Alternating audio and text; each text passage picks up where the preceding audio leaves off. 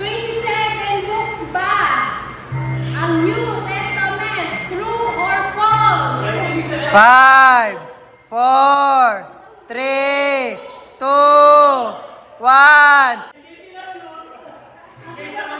Ang sagot!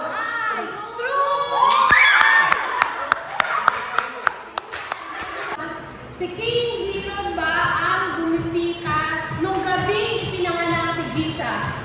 True or false? 3, 2, 1.